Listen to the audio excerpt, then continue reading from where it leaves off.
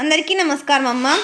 ఈరోజు మనం తెలుసుకుంటున్న అంశం ఏంటంటే 8th క్లాస్ తెలుగు సెమిస్టర్ 2లో మొదటిగా వచ్చే పాఠ్యాంశం గురించి తెలుసుకుందాం. 8th క్లాస్ సెమిస్టర్ 2 తెలుగులో 8వ పాఠ్యాంశమైన మేలు మలుపు అనే పాఠ్యాంశం మొదటిగా వస్తుంది. ఇది ముఖ్యంగా నేను ఎగ్జామ్ పర్పస్ ఇంపార్టెంట్ క్వశ్చన్స్ని తయారు చేసి మీకోసం నోట్స్గా అప్లోడ్ చేస్తున్నాను. మొదటి ప్రశ్న, దేవులపల్లి వెంకటకృష్ణ శాస్త్రి గారి గురించి రాయండి. ఇది ఆయన గారికి సంబంధించిన కవి పరిచయంగా రాసుకోవచ్చు. 2 మార్క్స్ కంపల్సరీ వస్తాయి క్వశ్చన్స్. తర్వాత వ్యక్తీకరణ సృజనాత్మకత. దాంట్లో మొదటిగా వచ్చే ప్రశ్న ఏంటంటే జీవన గమనంలో వేటిని అధిగమించాలి. తర్వాత నెక్స్ట్ ప్రశ్న, ఇవి పెద్ద ప్రశ్నలు. క్రింది ప్రశ్నలకు 8 వాక్యాలలో జవాబులు రాయండి. దాంట్లో మొదటి ప్రశ్న పెద్ద ప్రశ్నల్లో అనాథ యువకుడు రాజుగా ఎదిగిన కథను రాయండి. ఇక్కడ ఒక చెట్టు కింద నిద్రపోయాడు అయిపోయిన వెంటనే తెల్లవారుతుండగా, ఇది కంటిన్యూషన్. అర్థమవుతుందా? మళ్ళీ చెప్తున్నా అనుకోదండి. మా అక్షరాలు కనుక క్లియర్గా కనిపించకపోతే నెట్ క్వాలిటీ పెంచుకొని స్క్రీన్ షాట్ తీసుకోండి. చాలామంది విద్యార్థులు కామెంట్స్ పెడుతున్నాను. తప్పకుండా మీ కామెంట్స్కి నేను వీడియోస్ అప్లోడ్ చేస్తాను. కానీ కొంచెం అయితే నాకు వర్క్ బిజీ అయితే ఉంది.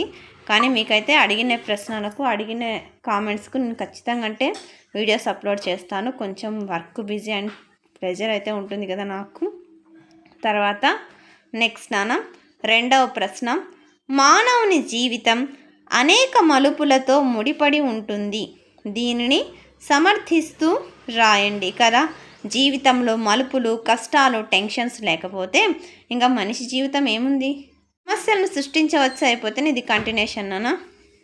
జాగ్రత్తగా స్క్రీన్ షాట్ తీసుకోండి. అర్థమవుతుందా? తర్వాత నెక్స్ట్ ఇక్కడ మూడవ ప్రశ్న, మీ కుటుంబంలో బంధువులలో వైఫల్యాలను అధిగమించి విజయాలు పొందిన వారిని గురించి మీ తల్లిదండ్రులను అడిగి తెలుసుకొని వారిని ప్రశంసిస్తూ రాయండి. జాగ్రత్తగా స్క్రీన్ షాట్ తీసుకోండి అమ్మా. అర్థమవుతుందా? ఎక్కడికక్కడ స్క్రీన్ షాట్ తీసుకోండి.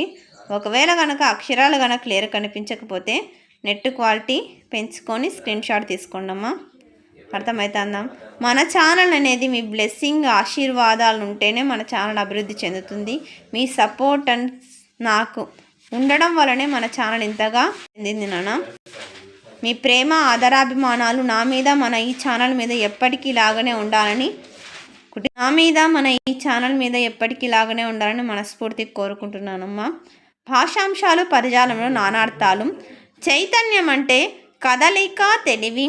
మదనం అంటే తపన, ఉమ్మెత్త. సుఖం అంటే సంతోషం, సౌఖ్యం, స్వర్గం. మదనం అంటే తపన. క్రతువు అంటే యజ్ఞం, పని. తర్వాత క్రింది పదాలకు పద సమూహం నుండి పర్యాయ పదాలను వెతికి రాయండి. ఉంది కదా, ఇక్కడ ఇచ్చిన 2 పర్యాయ పదాల్లో పన్నగం అంటే సర్పము, భుజంగం. నక్షత్రాలు అంటే చుక్కలు, తారలు. రాజు అంటే భూపాలుడు, నృపాలుడు. ఏనుగు అంటే గజము, కుంజరము. తర్వాత క్రింది వాక్యాలలోని ప్రకృతి వికృతులను గుర్తించి రాయండి. ఇక్కడ ప్రకృతి వికృతులు చూడండి. అమ్మ ప్రకృతి, అంబ వికృతి. రాజు ప్రకృతి, రేడు వికృతి. చంద్రుడు ప్రకృతి, చంద్రుడు వికృతి. ఓకేనా? తర్వాత ఏముంది లాస్ట్ది, పట్నం ప్రకృతి, పత్తనం వికృతి. ఎక్కడికక్కడ ప్రకృతి వికృతులు చేసుకున్నాం. కానీ ఇక్కడ చూడండి, అమ్మ వచ్చేసి ప్రకృతమ్మ, అంబ వికృతి. ఇది కొంచెం చూసుకోండి. తర్వాత నెక్స్ట్ వ్యాకరణాంశాలు. క్రింది వాక్యాలలోని సంధి పదాలను గుర్తించి విడదీసి సంధి పేర్లను పట్టికలో రాయండి. అందరికీ ధన్యవాదాలమ్మా. ఇంకా మన ఛానల్ సబ్స్క్రైబ్ చేసుకొని వాళ్ళు ఎవరంటే దయచేసి సబ్స్క్రైబ్ చేసుకొని లైక్ చేసి షేర్ చేసి మీ ఫ్రెండ్స్కు, రిలేటివ్స్ అందరూ సబ్స్క్రైబ్ చేసుకోమని చెప్పండి. నా ఛానల్ని సబ్స్క్రైబ్ చేసుకొని ప్రత్యక్షంగా పరోక్షంగా సపోర్ట్ చేస్తున్న వాళ్ళందరికీ పేరు పేరున ప్రత్యేకమైన హృదయపూర్వక ధన్యవాదములు. అందరికీ ధన్యవాదాలు. దయచేసి వీడియోని మాత్రం స్కిప్ చేయదున్నాను. ధన్యవాదములు.